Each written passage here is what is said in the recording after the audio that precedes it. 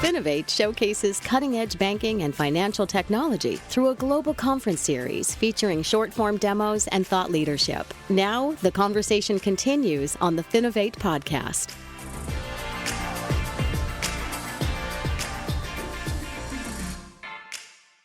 Hello, everybody, and welcome to the Finovate podcast. We've got a great one for you today. I'm talking with Stephen Ramirez of Beyond the Arc. You may have seen him on stage at Finovate or heard him on this podcast before.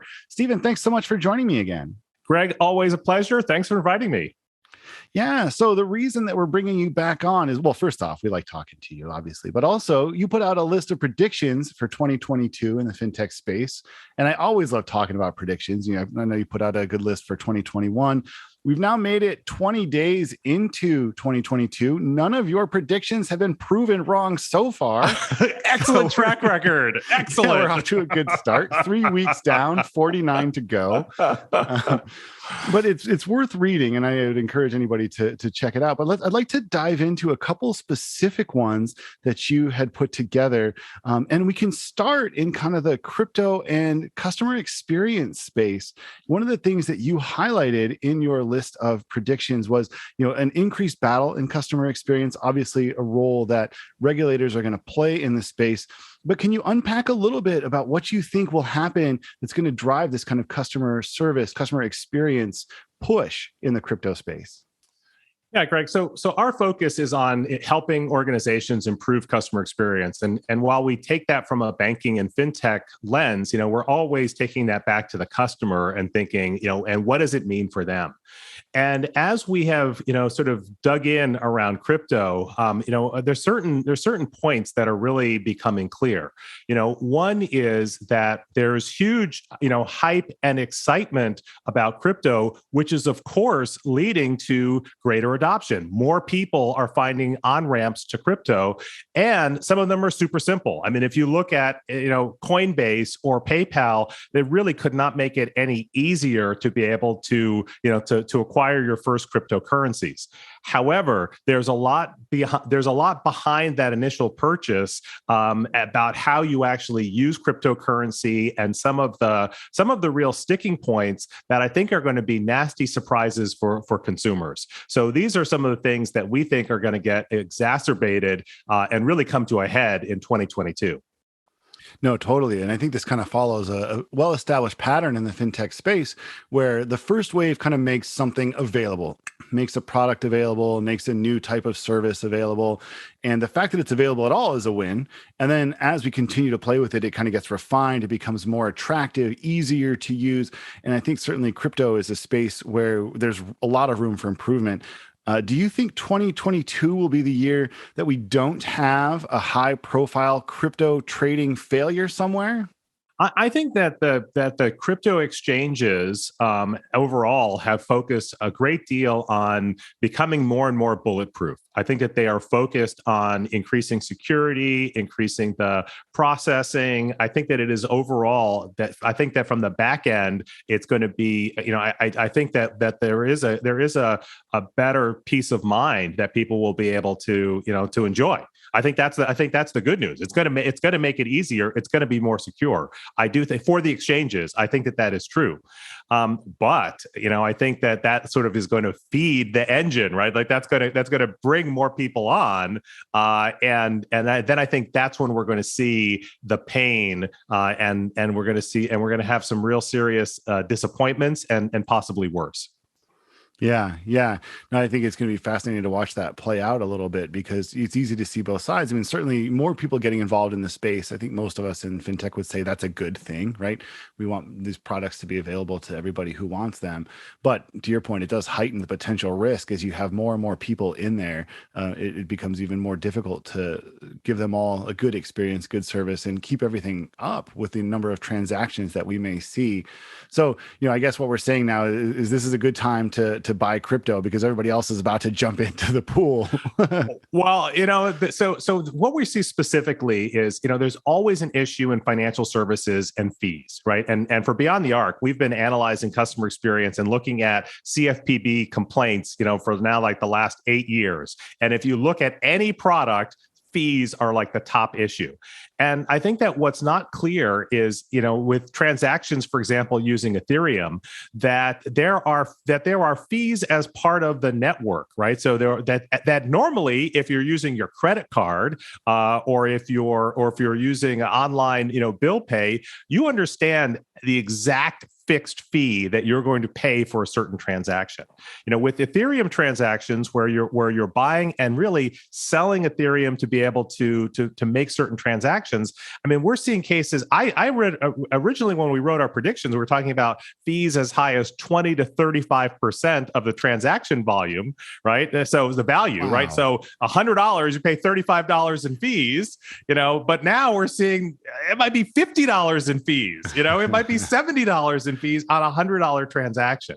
And so I think that that crypto advocates will say, yes, but that's a temporary condition that will calm down. And there's already changes underway with Ethereum 2.0 and other changes in protocols that are going to make that better. But right now, that's not something that people expect. I think that's one issue.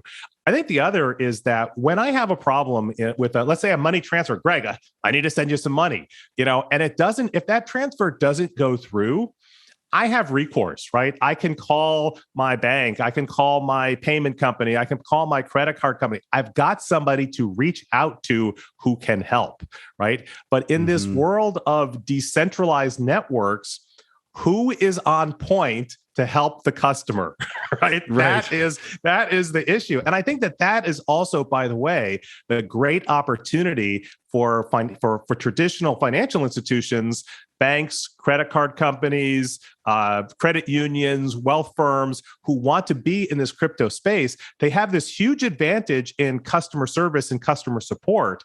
And I think the ability, now some of these problems are going to be beyond their ability to solve, but at least they'll have the ability to explain and support customers who are going through these uncharted waters. So one of the implications of our prediction is that customer service is going to be a differentiator in the crypto space. And actually, that's something that favors traditional FIs. So we think that actually could be a very nice outcome for some of the traditional players. Yeah, and I mean, certainly it'd be great if there were more of those types of pieces available, more of those resources available. Even if you can't always give the customer exactly what they want, at least explain to them what's happening. That can be a really good piece as well.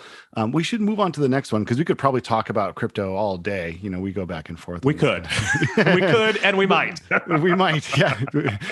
Steve did threaten, by the way, that we would make this a 6-hour podcast if we weren't careful. So I'm doing my best to try and keep him on a short leash. And there were many others that you wrote about, but another one that I kind of wanted to highlight is the rise of super apps. Can you talk a little bit about, I think most people in fintech have a general idea what a super app is at this point, but it'd be good just for a quick refresher as you see it, as it relates to your prediction. I think it is the transition from an app simply being, fulfilling a single purpose. So sort of a purpose-based or function-based, application. I need to transfer money. I need to make payments. I need to connect with my friends, on social media. I need to keep up to date on trends of, lifestyle trends that I'm interested in. Right now, all of those are sort of separate. Those are all sort of separate endeavors. But what would the world look like if that entire digital, sort of ecosystem was all to be, integrated to really reflect how you live your life? So the things that you're actually excited about in life, the things that you actually do and want to do. What if there was a single gateway that helped to tie that all together? I think that's kind of the promise behind where this trend towards the super app is going. Yeah, I think we've seen a little bit of that on the Finovate stage in 2021. I think we will see more of it this year as well. Who do you think is likely to be able to kind of give this experience in a really good way? So, I've been thinking about that question, Greg, and I actually I've got sort of two types of answers there. One thing that occurred to me is a lot of the conversation is on a B2C consumer basis, right? So super apps for consumers. I think that's what we all think about, but one of the things that our team is thinking about is, But why do we think this would be limited just to consumers, right? So what would it look like if there was a super app for small business, right? I think that opens up an entirely new, kind of a new set of providers and a new set of offerings about what that could look like. So on the B2C side, on the consumer side, I think that of course, the perennial favorite is Amazon, and they've got a variety of different types of assets, from technology to finance to e-commerce to entertainment. So I think that they're the natural choice. But I think that consistently, they're not quite an underdog, but whenever you think about or say Amazon, in the next breath, you should be saying Walmart, right? And I think that Walmart is the next most obvious choice, because I think that even maybe better than Amazon, because I think that Walmart has a very finely tuned idea of the consumers that they're trying to reach. And so I think that they're and they also have a breadth of different, sort of offerings to be able to put together. And then in our article, we actually also talk about PayPal. And I think that PayPal has not shown their full strength in this area, but I think that those are three on the B2C side. And if I think about it from a small business side, I mean, two that come immediately to mind, one is Intuit, the maker of QuickBooks. And I think that their ability to and they are really focusing their entire company on serving small business needs. So I think they become a very interesting player for a super app for small business. And then, of course, I think American Express, financial services, but so much more, and particularly in terms of the community building that they've done for small business. So I think that's our list of very, very capable providers, any of whom could be rolling out something for 2022.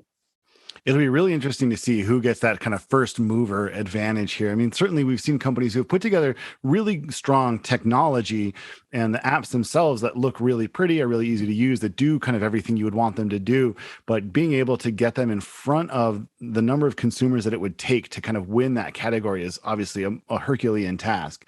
And I think, there aren't that many companies who can do it. I still hold out hope that there's room for a small challenger, somebody to come in and, create a new type of company that can compete with these larger companies. But I think you're right that most likely the first one that we see probably will come from one of those types of one of the companies that you listed there. I'm just watching the clock here and it's really flying by. We have to move on to the next one already, which is not necessarily a new one for 2022. It's been kind of top of mind for a little while, but buy now, pay later is increasingly dominating conversations in the fintech space.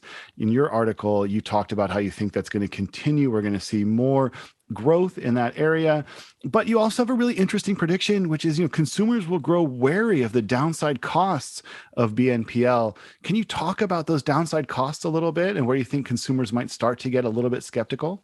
Yeah, so I think that one thing, as an industry, we talk about buy now, pay later as if it was one thing, right? But actually, it's like a dozen different things. Every provider has a different take in terms of, interest charges, no interest charges, late fees, no late fees, caps on certain fees, no caps on certain fees. There's a huge amount of variability, and I think that this is not always transparent to consumers in a way that other areas of consumer lending have been forced to, right? If you have a credit card or you have a personal line or you have a loan, you know exactly what the terms are, and it is very clear. I think that regulators have made sure of that over the course of the last 30 years. I think that there's just as much variability in BNPL, but it's not as clear. And so I think that you're going to wind up with more, increasingly dissatisfied consumers who are finding that these products don't work the way that they expect, and that they're getting hit with fees that they didn't ask for. And as this is a little bit of a safe prediction because in December, the CFPB has already announced that BNPL is a topic of high interest, and they are already starting to check this out. Well, we'll still give you credit for the prediction, even though you kind of had a little Cliff Notes version of it coming there. It's not your fault that they said that in December, is it? So no, we were well underway. I'm going to say we were well underway in making that point. I think, and Greg, another just a part of it from the industry perspective is because BNPL is so hot, we also think that there's going to be some M&A in this space, right? We think that what will probably happen is there'll be some shakeout, and so there'll be fewer plans and fewer offerings in a more consolidated way. That's sort of the other aspect to our prediction here. Yeah, and I think that kind of goes hand in hand with the idea that there's going to be increased regulatory scrutiny on it, increased ideas for exactly how the space should work. But this question of what consumers actually want to do with it is still this really big unanswered question at this point. And the idea, is this a product that consumers are clamoring for? Or is it something where they think, I've already got a credit card. I've got a lot of ways that I can get some short-term credit, and I know the fees. I know I'm comfortable using it. So I think that's going to be the really interesting piece to watch. What the companies do in the industry side, I think you're spot on. I think we're going to see a lot of mergers. I think we're going to see a lot of regulation come into it. I think this big question, though, is still to be answered. Is this something which is going to catch fire with consumers on the ground? Or is it something which they're going to collectively shrug their shoulders at? Just sort of like, I don't really need that product. And I think, if the space can sort out some of those hidden fees, some of those elements, make it more predictable, make it something that's a little more standardized, I think it's got a much greater chance of really resonating with consumers. Well, and I think the other aspect that's going to be at play in 2022, of course, it changes in the interest rate environment, right? I mean, the Fed has already said rates are going up, right? And so the plans that currently have low or no interest, cost of money is going to go up. Which financial providers are going to cover that, right? So I think that you're going to see rates increase, or come into effect for BNPL as well, because cost of money is going to go up. And so this is also going to your point, I think that's going to dampen some of the enthusiasm, because now this is just another credit product. And there's really nothing special there. Yeah. Well, it'll be fun to see, and certainly a lot of things for us to keep an eye on. I should mention at this point that we just talked about 3 of the pieces which you had mentioned. There are 6 in the article. It is still, I think, the top article on the blog at beyondthearc.com/blog. Check out all of the predictions from the Beyond the Arc team. You can also see how they did for 2021. They kind of recap some of the predictions that you guys made for last year. It looks like you did all right. I think you were...